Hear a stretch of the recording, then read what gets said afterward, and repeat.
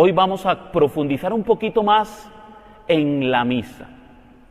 ¿Qué celebró Jesús en la última cena? ¿Qué celebró Jesús? La Pascua. Jesucristo celebró una Pascua en la última cena. Hay algunas personas que le llaman a la última cena la Santa Cena. ¿Han oído hablar? La Santa Cena. ¿Dónde dice eso en la Biblia? ¿Aparece Santa Cena en la Biblia? Pero la Biblia no habla de Santa Cena, ¿no? Sino que la Sagrada Escritura nos dice que Cristo celebró una Pascua. Cristo debió haber celebrado, si tenía 33 años, junto con su familia, debió de haber celebrado 33 Pascuas. Porque todos los años el pueblo de Israel celebraba la Pascua de Israel.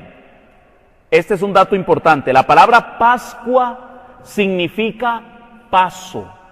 Pascua significa paso. Del hebreo Pesaj. Y significa aquella liberación por donde Dios pasó para liberar al pueblo de Israel. Pascua. ¿De qué lo liberó? De la esclavitud de Egipto. El pueblo es librado.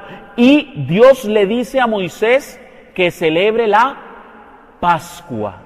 Hoy vamos a entender la Eucaristía desde la Pascua judía. Para eso vamos a leer el Evangelio según San Lucas, capítulo 22, versículos 15, 16.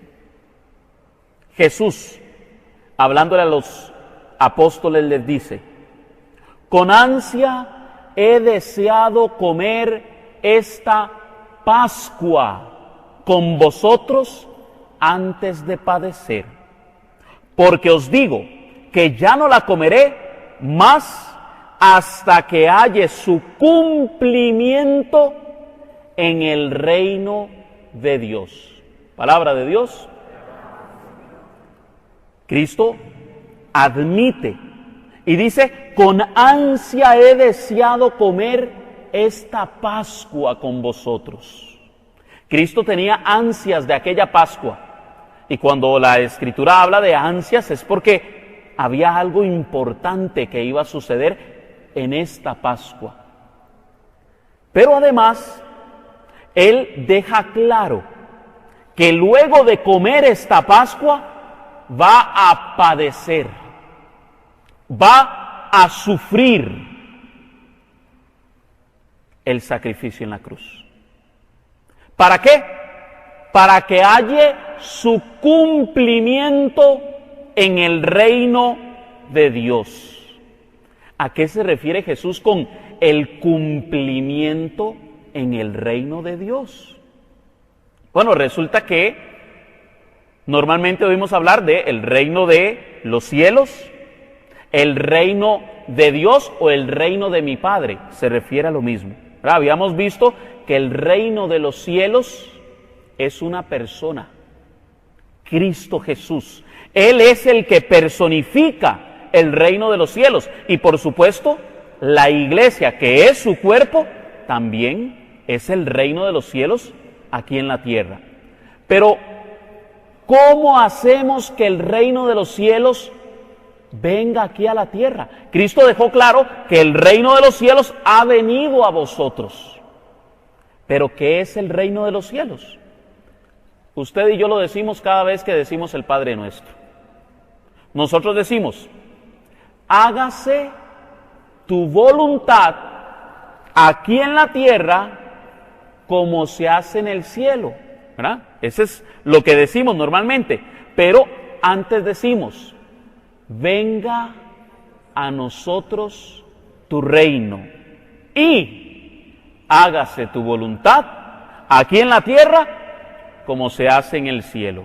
Es decir, que la voluntad del Padre es el cumplimiento del reino de los cielos en nosotros. Cuando usted hace la voluntad de Dios, está cumpliendo con el reino de los cielos. ¿Por qué Cristo es el reino de los cielos? Porque Cristo cumple a la perfección la voluntad del Padre. Amén. Eso es lo que sucede. Entonces, para que se cumpla el reino de los cielos, Cristo tiene que hacer la voluntad del Padre. Y les voy a pedir, por favor, que pongan mucha atención a cada una de las palabras que yo resalto, porque tienen un gran significado. Yo no las he resaltado solo porque se me ocurrió, sino porque al final, cada una de estas palabras van a ser unidas y vamos a poder entender el tema del día de hoy. Ahora bien, seguimos leyendo en Lucas, capítulo 22, versículo 17 y 18. Apunte allí. Lucas 22, 17, 18. Tomó luego una copa, dio gracias y dijo: tomad esto y repartidlo entre vosotros, porque os digo que a partir de este momento no beberé del producto de la vid hasta que llegue el reino de Dios. Palabra de Dios. Mucha atención. Cristo dice: a partir de este momento no beberé del producto de la vid. ¿Qué es el producto de la vid? El vino, ¿verdad? La vid da la uva se fermenta y de ahí sale el vino. Entonces, no beberé del vino. ¿Hasta cuándo? Hasta que llegue el reino de Dios. Muchísima atención. Cristo está en una Pascua judía. Y ciertamente en la Pascua judía se bebían 4 copas de vino. Imagínese usted cómo quedaban. Y eran copas llenas, 4 copas de vino. En toda Pascua se tenían que beber 4 copas de vino. Y se servía una 5ª copa para Elías. Porque ellos pensaban que cuando viniera Elías se iba a echar, ¿verdad?, su traguito de vino e iba a aparecer como la señal de que Cristo era el Mesías. Por supuesto, ese Elías que vino, que Cristo lo anuncia, es Juan el Bautista, se bebió una copa como la que Cristo se bebió. Ahora lo vamos a ver.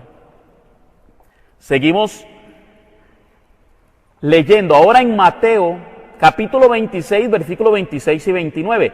Este texto fue el que leímos la semana pasada en el tema de la Eucaristía. Cristo presente en cuerpo, sangre, alma y divinidad. Y entonces leíamos lo siguiente. Mientras estaban comiendo, Jesús tomó pan y lo bendijo, lo partió y dándoselo a sus discípulos dijo: tomad y bebed, tomad y comed, este es mi cuerpo. Tomó luego una copa y dadas las gracias se la dio diciendo: bebed de ella todos, porque esta es mi sangre de la alianza, que es derramada por muchos para el perdón de los pecados. Y os digo que desde ahora no beberé de este producto de la vid hasta el día aquel en que beba con vosotros de nuevo en el reino de mi Padre. Palabra de Dios. Como lo ven, tanto Lucas como Mateo describen la misma situación. Pero posiblemente usted se debe de preguntar, ¿a qué se refiere Cristo con no beberé del producto de la vid?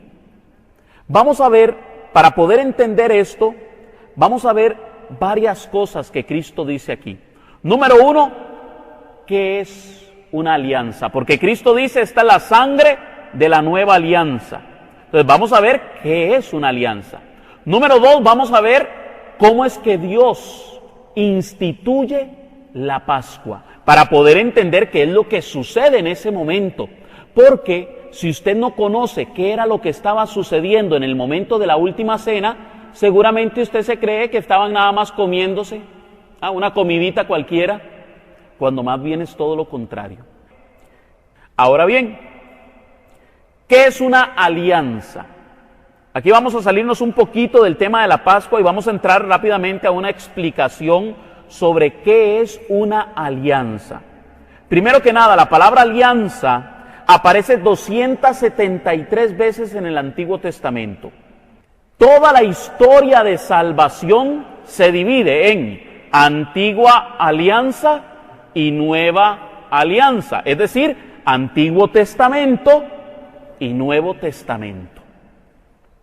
La alianza no es un contrato, porque en un contrato usted lo que intercambia son bienes o servicios. Usted puede hacer un contrato para vender un carro, para vender una casa, o puede hacer un contrato para prestar servicios profesionales en mantenimiento, no sé, en derecho, en psicología o lo que sea. Se pueden prestar servicios y se hace un contrato.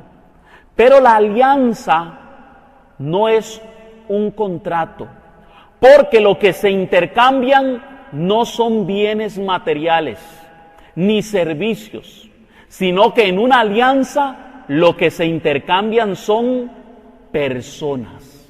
¿Oyó bien? En una alianza lo que se está intercambiando son personas.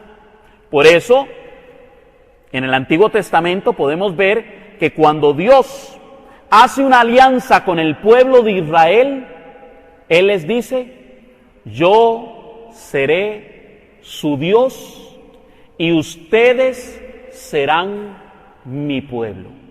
Hay un intercambio de personas, hay una relación que une a estas personas por medio de la alianza. La alianza forma familias, forma pueblos, forma naciones. Pero además, en toda alianza hay un juramento.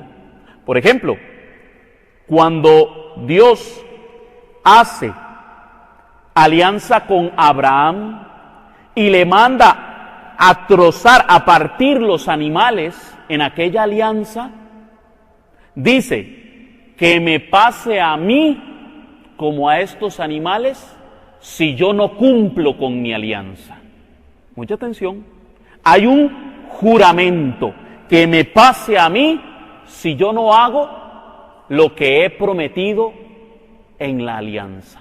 Ahora bien, en la alianza siempre hay un sacrificio. En las alianzas siempre hay un sacrificio. Y la alianza termina cuando alguno de los pactados muere. Es decir, la alianza finaliza cuando mueren los que han hecho la alianza, los que han hecho el pacto. Y hago aquí una aclaración. En las traducciones no católicas casi nunca se traduce alianza, sino pacto. Pero es lo mismo. Un pacto tampoco significa que es un contrato. No, hace referencia a alianza. Y generalmente, en toda alianza, cuando se hace el sacrificio, hay derramamiento de sangre. Mucha atención. Ahora, hay dos tipos de sacrificios. Está el sacrificio cruento, es decir, con derramamiento de sangre. Y existe el sacrificio incruento. Incruento significa sin derramamiento de sangre.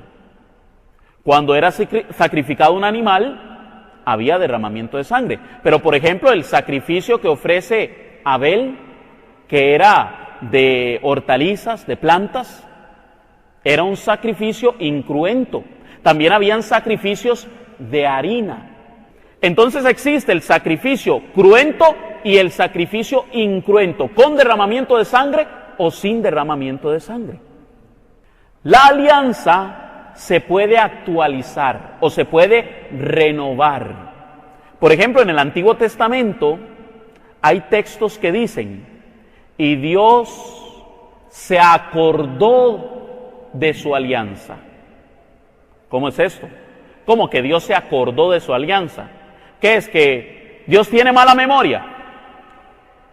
No, es una forma de decir en la Sagrada Escritura que Dios ha actualizado la alianza con el pueblo de Israel. No significa que es que a Dios se le olvidan las cosas, sino que Dios está renovando la alianza con el pueblo de Israel. Vamos a poner un ejemplo muy bonito de lo que es una alianza. Ahora sí lo va a entender usted, porque todas estas características se cumplen en una alianza muy particular, en el matrimonio. El matrimonio es una alianza. Mucha atención, porque en el matrimonio no se intercambian bienes, en el matrimonio no se intercambian servicios. En el matrimonio lo que se intercambian son personas. Yo me entrego a ti y tú te entregas a mí. El matrimonio es una alianza. Ahora bien, otra característica, hay un juramento.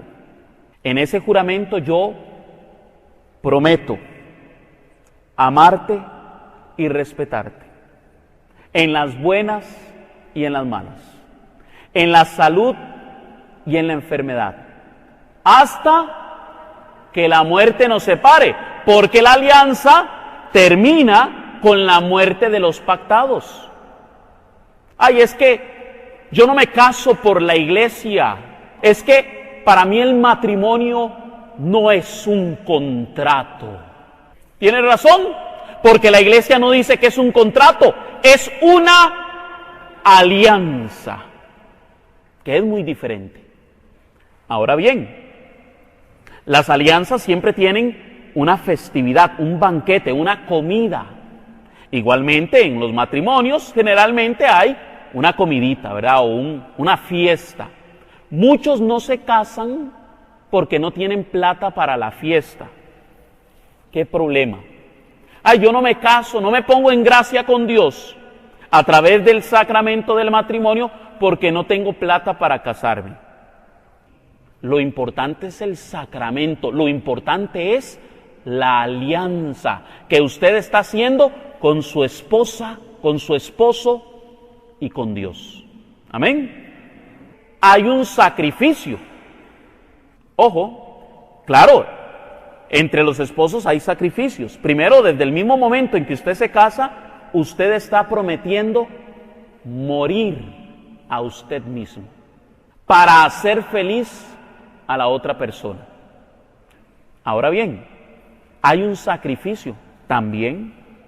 Hay un sacrificio en donde generalmente hay derramamiento de sangre.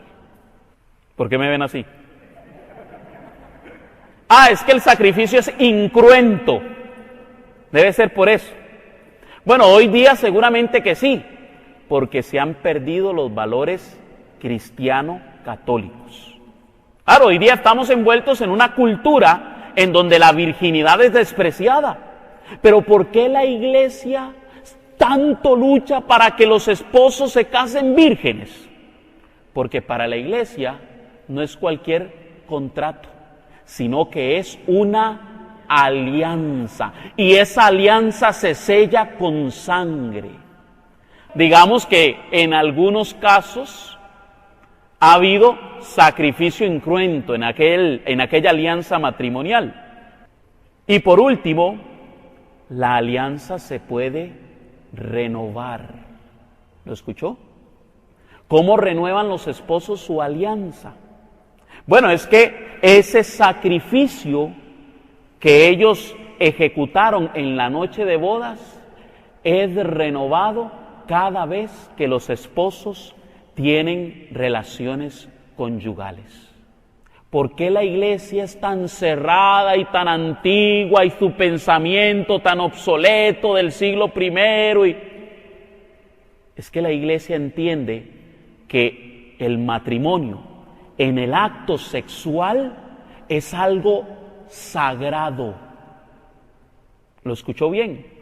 Para la iglesia, en aquel altar de la cama, se está efectuando la renovación de la alianza matrimonial. Ahora sí, ya que lo entendió como desde el matrimonio, apliquémoselo a Cristo. Cristo ha dicho, esta es la sangre de la nueva alianza. También ese sacrificio se renueva. Usted tuvo que haber tenido en algún momento su primera comunión, en donde Dios hace una alianza con aquel cristiano, con el pueblo de Dios. Pero cada vez que usted va a la misa, Cristo te está diciendo, yo me entrego a ti y tú te entregas a mí. Vean lo maravilloso de la Eucaristía y lo profundo del significado de una alianza. Ahora bien, ¿qué es la Pascua y cómo se instituye la Pascua? En Éxodo capítulo 12, versículos 5 al 11, dice lo siguiente: el animal será sin defecto, macho de 1 año. Lo escogeréis entre los corderos o los cabritos. Lo guardaréis hasta el día 14 de este mes. Y toda la asamblea de la comunidad de los israelitas lo inmolará al atardecer. Palabra de Dios. Cuando el texto nos habla de un cordero que es sacrificado, claramente el Antiguo Testamento está dando una figura, una prefigura, una sombra del Antiguo Testamento que señala a Cristo, el Cordero de Dios que quita el pecado del mundo. Y vean las características de ese Cordero. Será sin defecto. Cristo, que es el hombre perfecto. Macho, varón, hombre. De 1 año, es decir, joven. Cristo para los judíos era un hombre joven. Y dice, toda la asamblea le inmolará al atardecer, es decir, lo comerá. Recuerdo que compartiendo esto mismo con el hermano Johan, ¿verdad? El converso, el que nos compartió su proceso de conversión, yo estaba hablándoles justamente de la Pascua. Y resulta que yo le empiezo a contar todas estas cosas, y como él había estudiado en un instituto judaizante, a él le enseñaban muchas doctrinas judías y otras cristianas. Cuando yo le empecé a hablar de la Eucaristía, a él como que le llegó la luz del Espíritu Santo y me dijo, claro, la alianza no se cumple si usted no come el Cordero. Para cumplir con la alianza hay que comerse al Cordero. Ahora lo vamos a ver con Cristo. Continuamos leyendo sobre la Pascua. En Éxodo 12, versículo 12 al 13, dice lo siguiente: yo pasaré. ¿Qué significa Pascua? Paso. Yo pasaré esta noche por la tierra de Egipto y heriré a todos los primogénitos del país de Egipto, desde los hombres hasta los ganados, y me tomaré justicia de todos los ídolos de Egipto. Yo, Yahvé, la sangre será vuestra señal en las casas donde moráis. Cuando yo vea la sangre, pasaré de largo ante vosotros, y no habrá entre vosotros plaga exterminadora cuando yo hiera el país de Egipto. Palabra de Dios. Óigalo bien, la sangre será la señal. Y cuando yo vea la sangre, pasaré de largo. ¿Qué pasaba con los primogénitos? Morían, porque no estaba la señal de la sangre. Pero en el caso de nosotros los cristianos, por eso Cristo dice, el que come mi cuerpo y bebe mi sangre, tendrá vida eterna, no morirá. Amén. Oiga cómo cierra este versículo. Éxodo, siempre en el capítulo 12, pero ahora el versículo 14. Vea cómo cierra la Pascua. Este será un día de conmemoración para vosotros, y lo celebraréis como fiesta en honor de Yahvé de generación en generación. Como ley perpetua lo festejaréis. Palabra de Dios. Este será un día de conmemoración. Para algunas personas la palabra conmemoración significa memorial, recuerdito, de acordarse, de hacer memoria. Y entonces nos dicen, ve, Cristo estaba hablando de forma simbólica. ¿Por qué? Porque Él dice, hagan esto en conmemoración mía. Ve, ahí estaba hablando de que nos acordáramos de Él, que cuando hiciéramos la cena del Señor, nos acordáramos de Jesús. Ve, conmemoración. Pero aquí hay un problema. ¿Por qué? Porque la Biblia no fue escrita en español. La Biblia, el Nuevo Testamento, fue escrito en griego y el Antiguo Testamento en arameo y en hebreo. Y resulta que la palabra conmemoración en griego es anamnesis. En hebreo es ashkará. Anamnesis en griego, ashkará en hebreo. Y no significa recuerdito, no significa memoria, no. La palabra anamnesis y ashkará significan sacrificio de actualización. Por eso Dios le dice al pueblo de Israel, hagan esta fiesta en conmemoración de generación en generación. Todos los años el pueblo de Israel actualizaba la alianza con Dios. Y ojo, porque para los israelitas no era algo simbólico. Para un israelita, si usted no celebraba la Pascua, temía que su primogénito muriera. ¿Lo oyó bien? Ese era el concepto del judío. Si no celebro la Pascua, muere su primogénito. Adivinen quién era el primero en pedir que se celebrara la Pascua. Ahí estaba el primogénito. Papi, acordate de la Pascua. Si no se moría. Entonces, para el judío no era algo simbólico, sino la actualización de la alianza con Dios. Entonces, cuando Cristo dijo, hagan esto en conmemoración mía, no estaba hablando de recuerdito. De hecho, para recordarse, de traer a la memoria, existe otra palabra en griego que es monosonum. Por ejemplo, cuando Cristo le dice a los apóstoles, vuestros nombres serán recordados. De traer a la memoria se utiliza la palabra en griego monosonum. Pero no, Cristo utilizó la palabra ashkará. En griego, anamnesis. Hagan este sacrificio en conmemoración mía, en actualización de la nueva alianza. Amén.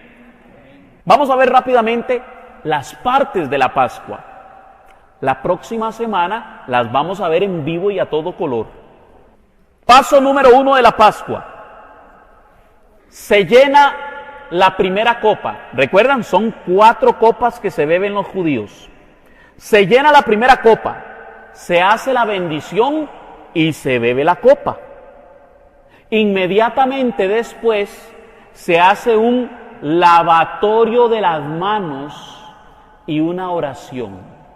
¿A qué le recuerda esto?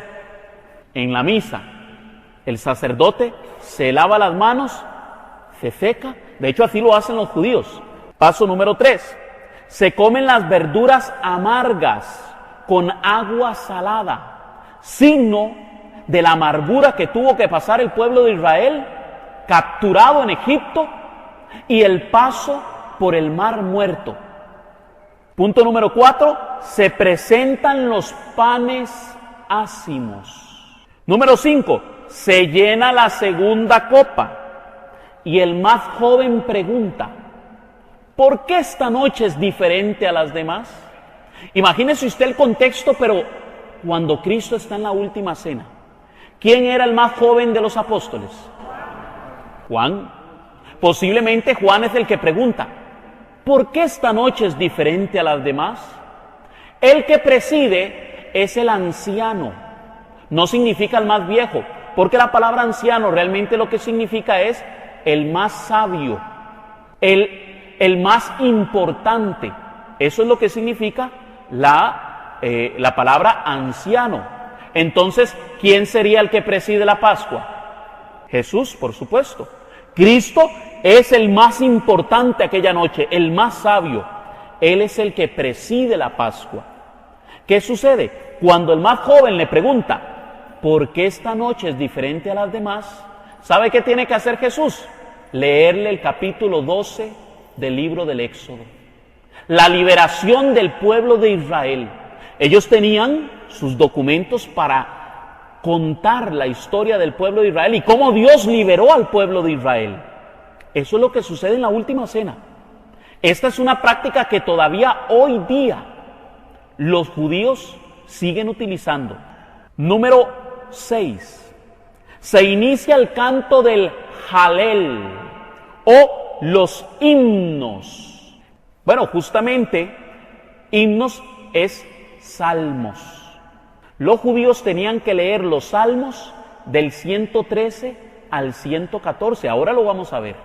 Y luego leían del 115 al 118, en una segunda parte de la Pascua. Terminan de cantar los salmos, se hace la bendición y se toma la segunda copa.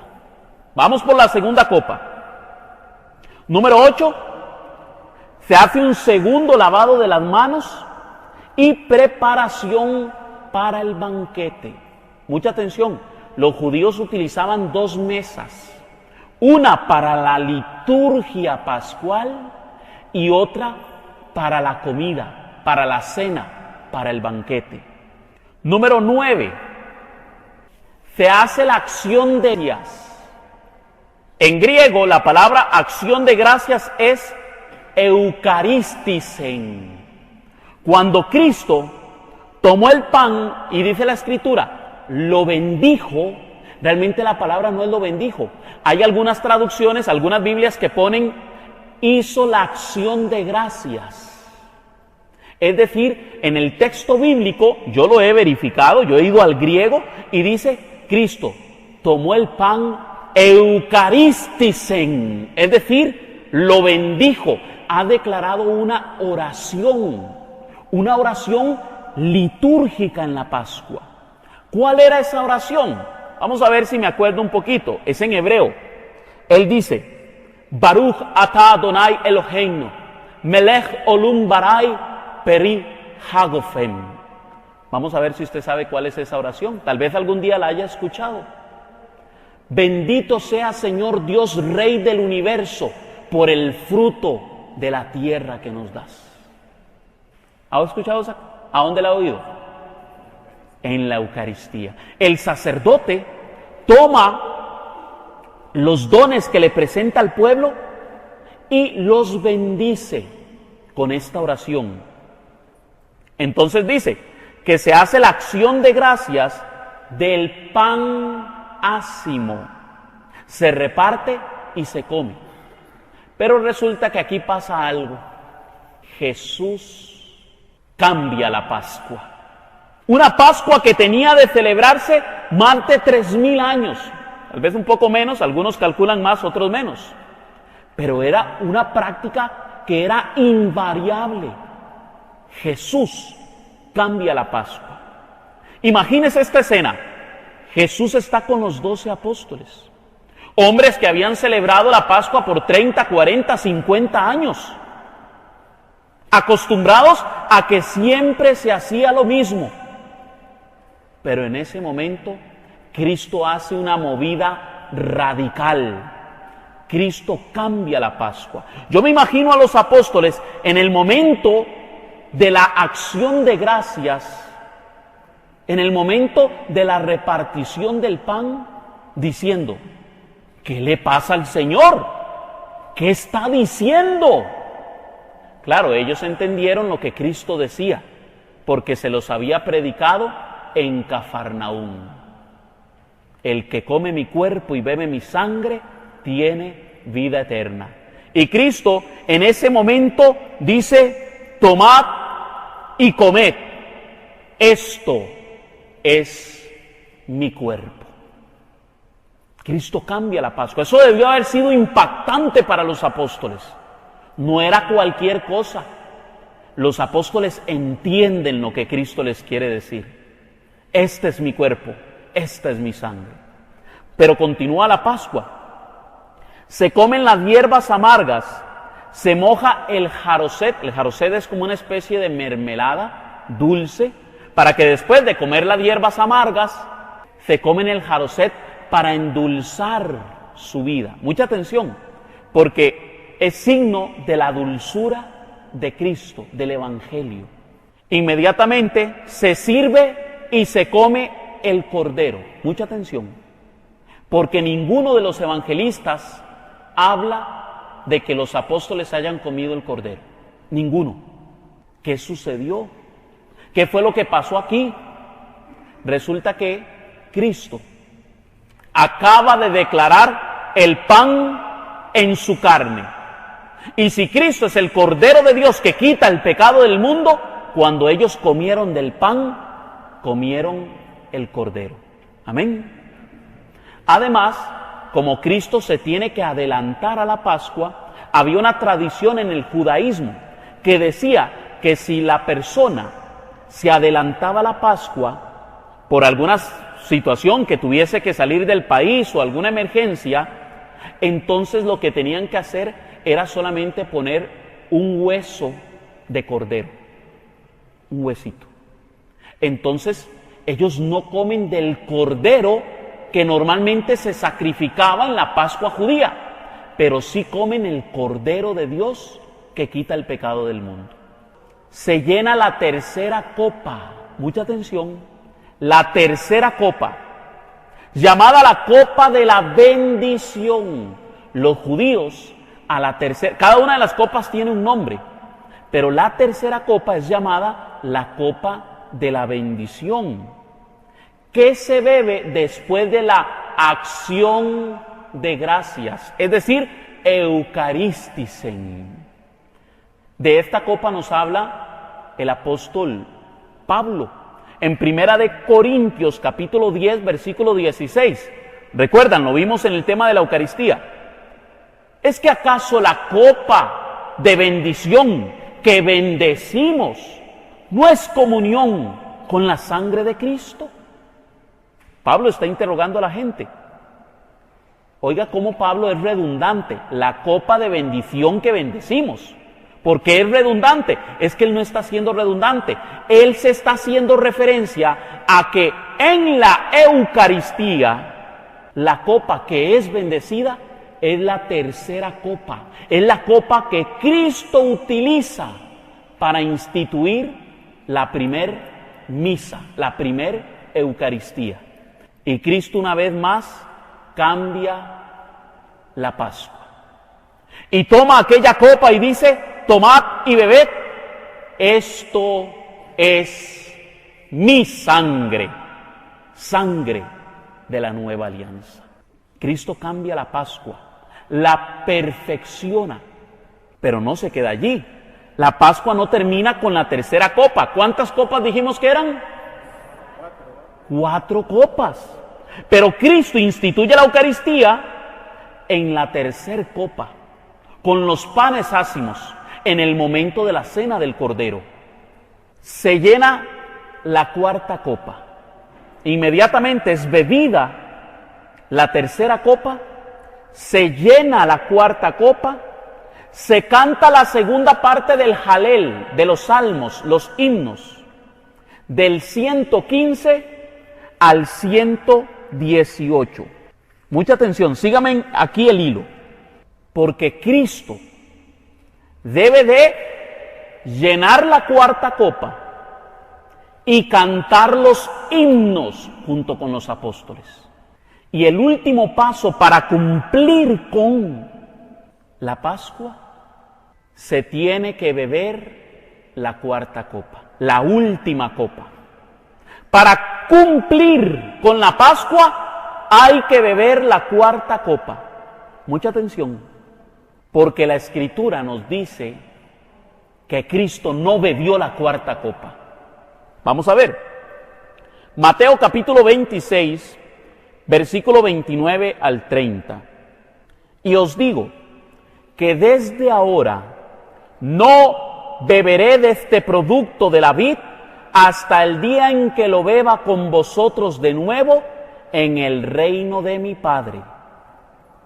Y cantados los himnos, salieron al monte de los olivos. Palabra de Dios.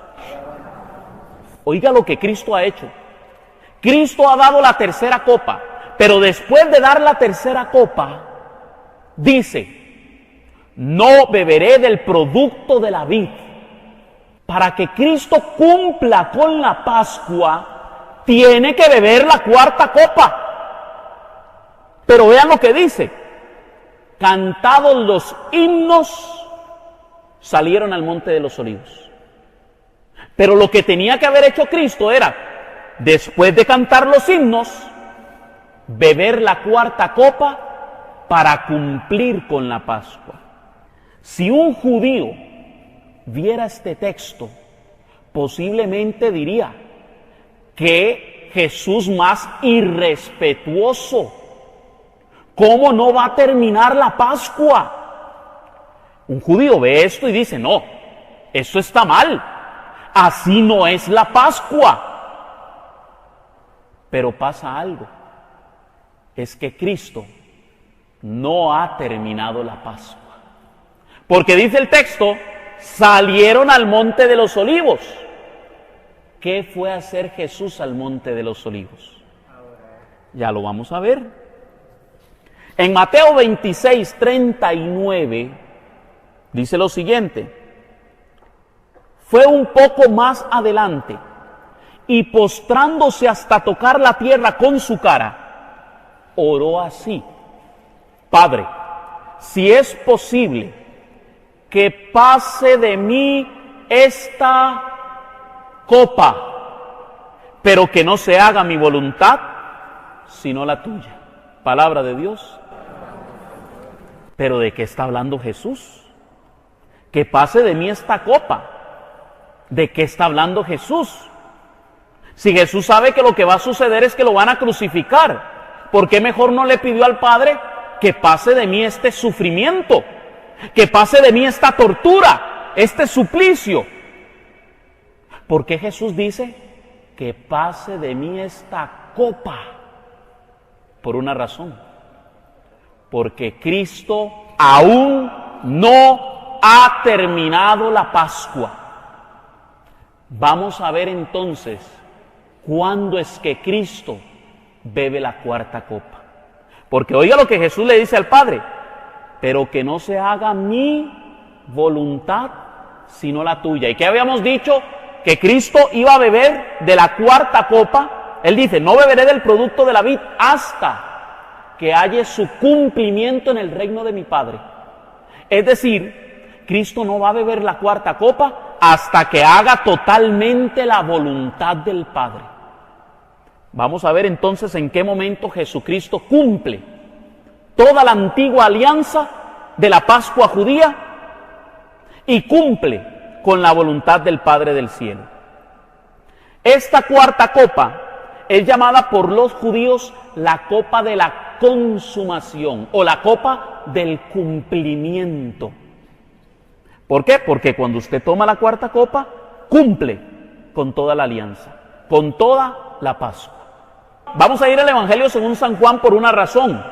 Y estábamos leyendo a Mateo, ¿verdad que sí? Pero si usted sigue leyendo a Mateo, Mateo hace una descripción de la cruz un tanto diferente a Juan. La pregunta es, ¿quién estuvo al pie de la cruz? ¿Juan o Mateo? Entonces Juan es testigo ocular de lo que allí sucedió. El más confiable para saber lo que sucedió al pie de la cruz es Juan. Por eso vamos al Evangelio según San Juan. Porque dice el capítulo 19, versículos 28 al 30 lo siguiente. Después de esto, sabiendo Jesús que todo estaba cumplido, dijo: tengo sed. y con esto también se cumplió la Escritura. Versículo 29. Había allí un jarro lleno de vino agrio, vinagre, vino agrio. Pusieron en una caña una esponja empapada de aquella bebida y la acercaron a sus labios. Versículo 30. Jesús probó el vino y dijo: todo está cumplido. Después inclinó la cabeza y entregó el Espíritu. Palabra de Dios. Yo no sé si ustedes se acaban de dar cuenta de lo que sucedió, pero Cristo cumple con la Pascua en la cruz. Pero eso tiene un significado mucho más profundo. Cristo está uniendo la Eucaristía a su crucifixión. La Eucaristía y la cruz de Cristo son un solo acto. Toda la Pascua cumplida y unida en el sacrificio de Cristo en la cruz, en donde entrega su cuerpo y su sangre y nos lo da como alimento de vida eterna para que nosotros comamos y bebamos verdaderamente el cuerpo y la sangre de Cristo. Amén. Pero espérese, es que no se ha quedado ahí. Viene lo mejor. Vamos a ver entonces a qué se refería Cristo con cumplir todo lo que estaba escrito. ¿Qué fue lo que cumplió Cristo y que estaba escrito? Hay un texto bíblico que es muy utilizado por anticatólicos, ateos, para decir que Cristo no es Dios. Lo utilizan los testigos de Jehová. Porque Cristo, estando en la cruz, dice Mateo 27:46, que alrededor de la hora nona clamó Jesús con fuerte voz: Eloí, Eloí, lama sabachthani. Esto es: Dios mío, ¿por qué me has abandonado? Palabra de Dios. La mayoría de creyentes, católicos y no católicos, cuando le sacan este texto no saben ni qué responder. ¿Cómo? ¿Que Jesús está diciendo que Dios lo abandonó? ¿No es que Jesucristo es Dios? No, mi hermano, vea, disculpe. Es que Cristo no está diciendo que Dios lo abandonó. Cristo lo que está es recitando un salmo profético. Un salmo que justamente niega que Dios lo ha abandonado. En el Salmo 22, algunas versiones le va a aparecer Salmo 21. Depende de la Biblia. Pero en el Salmo 22, versículo 1 dice: Dios mío, ¿por qué me has abandonado? Las palabras que lanzo no me salvan. ¿Ven cómo el texto es el mismo? Si los judíos, los maestros de la ley, los que eran expertos en la Escritura, hubieran entendido lo que Cristo dijo en ese momento, seguramente se le habrían abierto los ojos. Ellos creían que estaba llamando a Elías. Elí, Elí, lama sabachthani. Elías, ¿por qué me has abandonado? Claro, este mismo salmo explica por qué los judíos no le entendían nada a Jesús. ¿Saben por qué? Porque el mismo texto explica que a Jesús ya no le salían las palabras. Vamos a ver entonces qué nos dice el Salmo 22. Dios mío, ¿por qué me has abandonado? Las palabras que lanzo no me salvan. Me has sacado del vientre de mi madre. Me has confiado a sus pechos maternales. Me entregaron a ti apenas nacido. Tú eres mi Dios desde el seno materno. Palabra de Dios. Yo me imagino a María al pie de la cruz, escuchando a Jesús. Aquellos oían Elí, Elí, lama sabachthani. Y María escuchaba: me has sacado del vientre de mi madre. Me has confiado a sus pechos maternales. Tú eres mi Dios desde el vientre materno. Jesucristo, en lugar de estar diciendo, Dios mío, ¿por qué me has abandonado?, estaba alabando a su madre, la Virgen María, que estaba al pie de la cruz. Y María era experta en salmos. Cuando usted estudia el Magnificat de María, se da cuenta que ella se sabía los salmos de memoria. Pero no queda allí. Acabamos de leer Salmo 22, versículos 9 y 10. Ahora vamos a leer otra parte. Salmo 22, 14 al 18. Dice Jesús: yo soy como un arroyo que se escurre. Todos mis huesos se han descoyuntado. Dice la palabra de Dios que a Cristo no le quebrarán un solo hueso. No dice que no le descoyuntarán los huesos, es decir, desmontarán. Los que vieron La Pasión de Cristo, la película de Mel Gibson, se darán cuenta que cuando a Cristo lo van a crucificar, como la mano no le llega, le desmontan el hombro. Todos mis huesos se han descoyuntado. Mi corazón se ha vuelto como cera.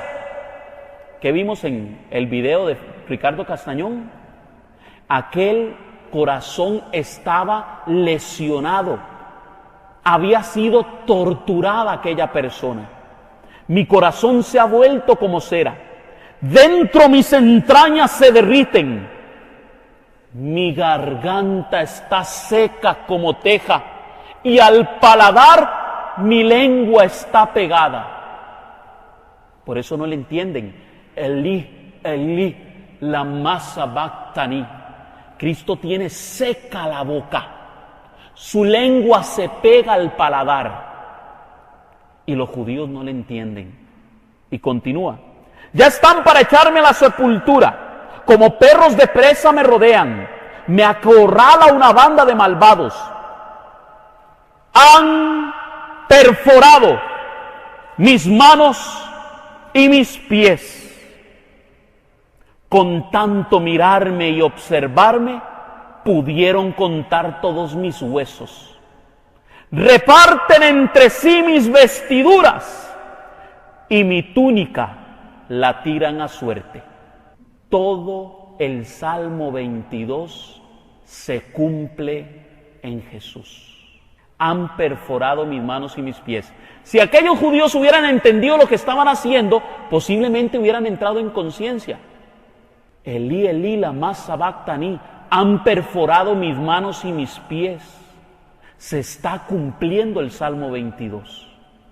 Pero no se queda allí. Concluye el Salmo diciendo, en el versículo 24 hasta el 28, yo le invito a que usted se lo lea todo completo. Porque no ha despreciado ni ha desdeñado al pobre en su miseria, no le ha vuelto la cara, y a sus invocaciones le hizo caso. Rey es Dios, Señor de las naciones, todo mortal honor le rendirá.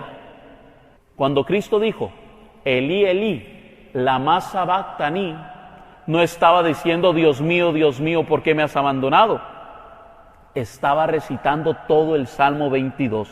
Cuando él dice, Elí, Elí, lama sabactani, está diciendo, porque no ha despreciado ni ha desdeñado al pobre en su miseria, no le ha vuelto la cara, y a sus invocaciones le hizo caso. Cuando él dice, Elí, Elí, lama sabactani, está diciendo, Rey es Dios, Señor de las naciones, todo mortal honor le rendirá. Esas son las verdaderas palabras de Cristo estando en la cruz. Lo que algunos utilizan como un argumento para reclamar que Cristo está negando a su Padre, más bien es todo lo contrario. Está alabando a Dios, a la Virgen María, y anunciando que se cumple la profecía en su crucifixión. Amén. Vamos a ver la nueva alianza y la nueva liturgia instituida por Dios. Resulta que en Hebreos capítulo 7, versículo 27 dice, a diferencia de los sumos sacerdotes, él no tiene necesidad de ofrecer diariamente sacrificios, primero por sus pecados y luego por los del pueblo. Y para el pueblo no lo hizo sino una sola vez, ofreciéndose a sí mismo. Palabra de Dios. Mucha atención, porque este texto es utilizado por muchos hermanos no católicos para decir que las misas católicas están en contra de lo que dice la Biblia. ¿Por qué? Porque nosotros decimos que en la misa hay un sacrificio. En la misa se hace un sacrificio. Entonces ellos nos dicen, no, pero Cristo ya no tiene que ofrecer diariamente sacrificios, porque Él lo hizo una sola vez y para siempre. ¿Es la misa un sacrificio? Que no vaya a ser como dijo aquel hermano, uy sí, qué sacrificio que es ir a misa. No, cuando hablamos de sacrificio en la misa estamos refiriéndonos al sacrificio de actualización, de conmemoración que hacemos sobre el único sacrificio de Cristo. ¿Cuál es el problema de estos textos que utilizan para atacar a la iglesia?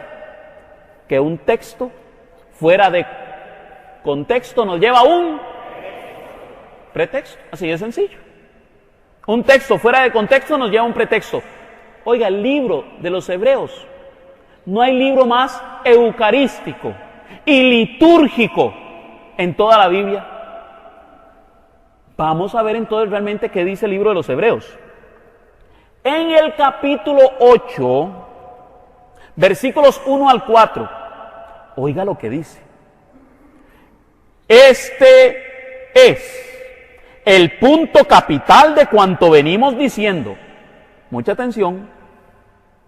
Lo que el escritor de los Hebreos nos dice en el capítulo 8 es, esto que vamos a decir es el punto capital de cuanto venimos diciendo. No significa que lo anterior no tiene ningún valor. Capítulo 7. No, sino que todo lo que se viene diciendo va a ser explicado a partir de ahorita con mayor claridad. Este es el punto capital de cuanto venimos diciendo, que tenemos un sumo sacerdote tal, que se sentó a la diestra del trono de la majestad en los cielos, al servicio del santuario y de la tienda verdadera, erigida por el Señor, no por un hombre, porque todo sumo sacerdote está instituido para ofrecer dones y sacrificios, singular o plural.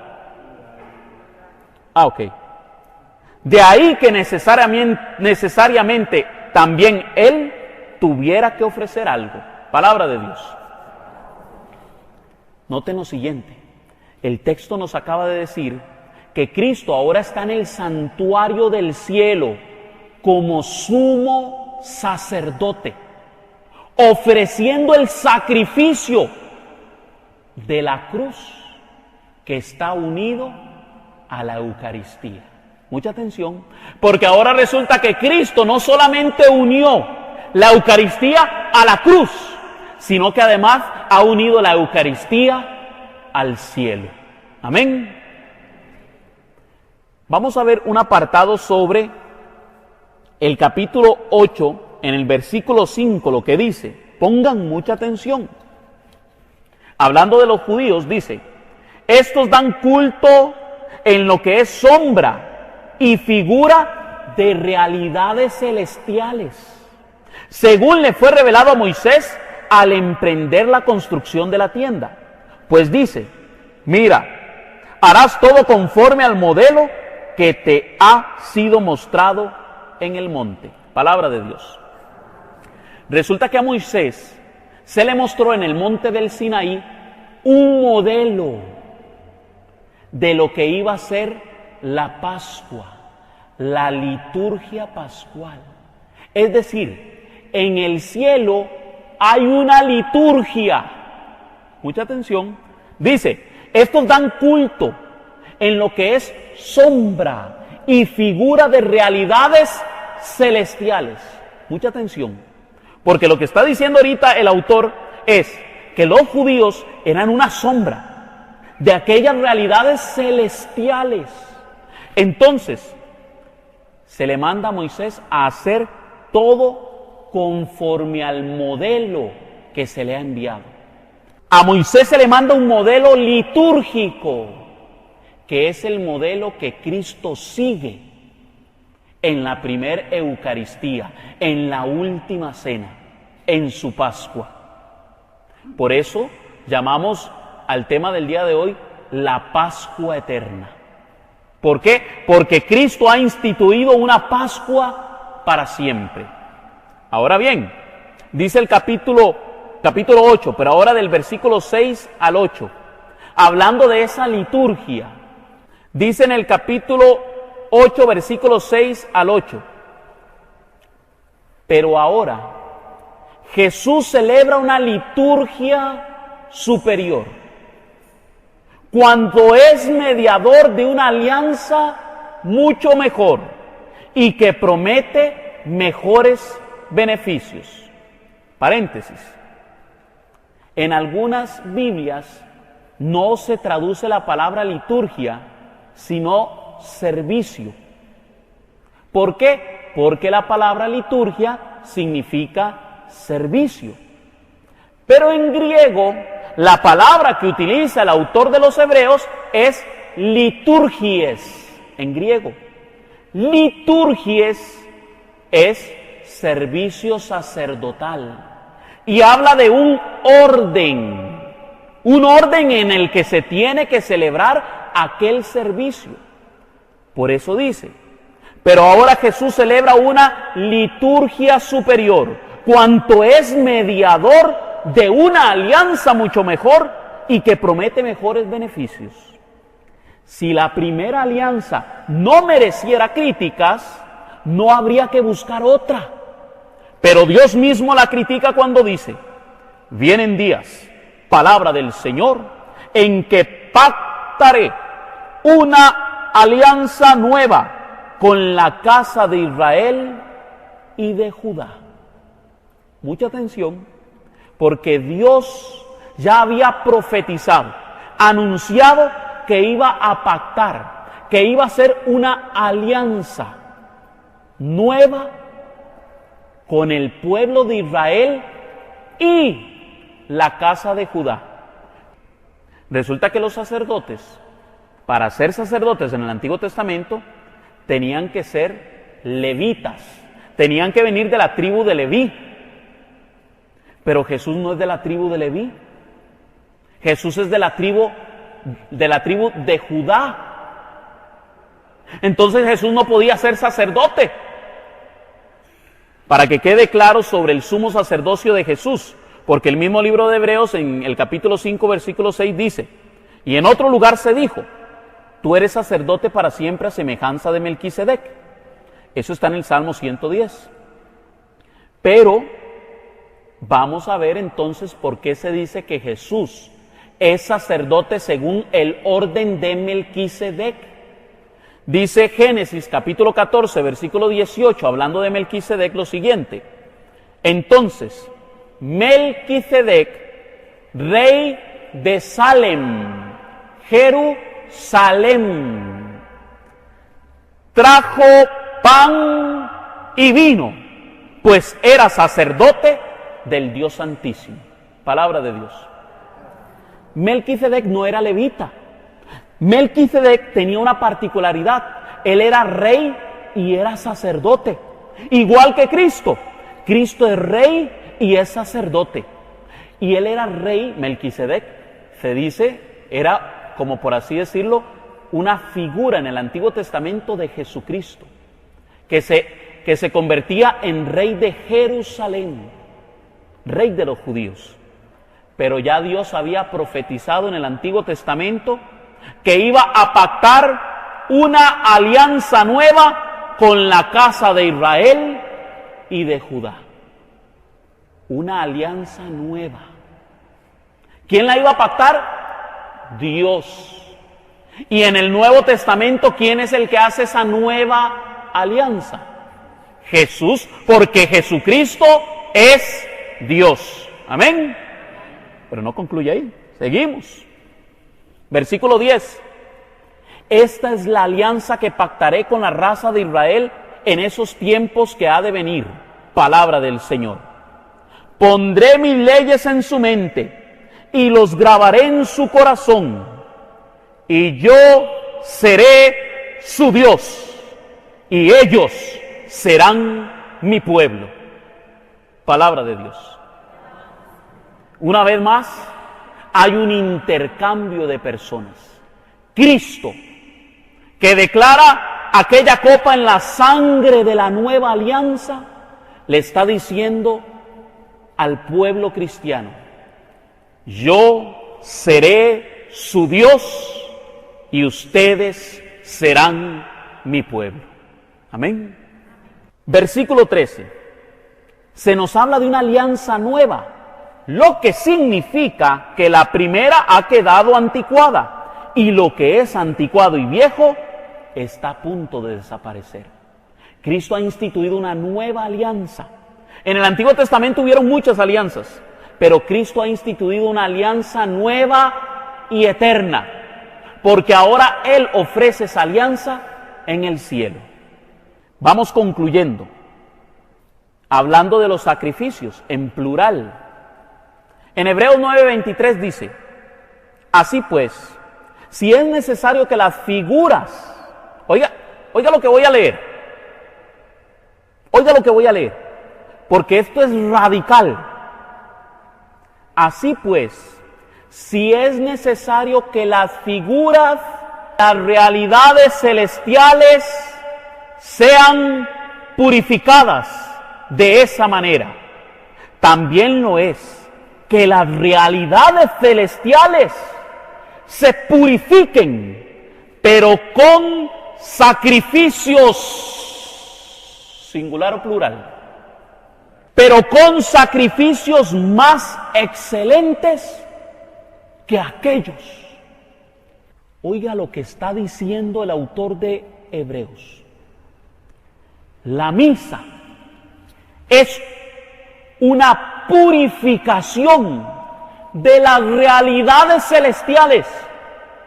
Es la misa algo mejor que lo que se le mostró a Moisés en el monte Sinaí, a tal punto que los sacrificios de la misa están unidos al sacrificio de Cristo en el cielo.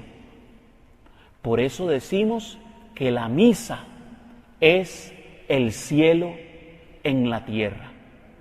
Hay una canción muy bella que habla de esto.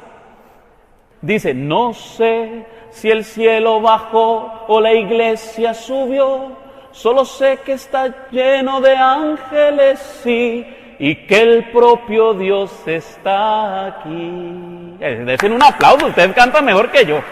¡Qué dicha! ¡Qué dicha que se la saben!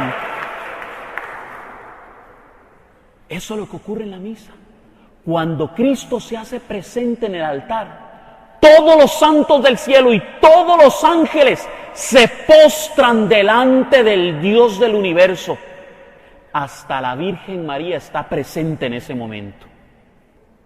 Seguimos leyendo. Porque no entró Cristo en el santuario hecho de mano, figura del verdadero, sino en el cielo mismo, para presentarse ahora por nosotros ante Dios, y no para ofrecerse muchas veces, como entra el sumo sacerdote en el lugar santísimo cada año con sangre ajena. Palabra de Dios. Oiga lo que dice Hebreos. Cristo se está ofreciendo hoy, ahora. Cuando Él escribe esto, no dice: es que Cristo se ofreció en la cruz hace tantos años. No, para Él Cristo se está ofreciendo hoy y ahora. Sí, Cristo se ofreció una sola vez en la cruz, pero se ofreció una sola vez y para siempre. De tal forma que nosotros aquí en la tierra, cuando celebramos la Eucaristía, estamos actualizando, conmemorando el sacrificio de Cristo en la cruz, ofreciéndose hoy, ahora, en el cielo. Amén. Ahora sí, vamos a finalizar con esto. Esta es una parte riquísima, porque vamos a ver la liturgia celestial. ¿Qué es lo que ocurre en el cielo en este momento? Recuerden que Juan en el Apocalipsis tiene una visión del cielo. Hay mucha gente que le tiene miedo al Apocalipsis porque la gente los ha asustado diciéndole que es un libro de terror, de masacre, de muerte, de sangre, de monstruos. Cuando realmente el Apocalipsis es un libro de consolación para el cristiano. Es el libro de mayor alegría para el cristiano. Porque en resumen lo que dice el Apocalipsis es que Cristo va a triunfar sobre el mal, sobre Satanás. Los cristianos van a triunfar sobre el mal. Eso es lo que dice el Apocalipsis. Pero aunque usted no lo crea, hay quienes dicen en la iglesia, por 2000 años así se ha creído, el Apocalipsis es un libro litúrgico. Vamos a ver si es cierto.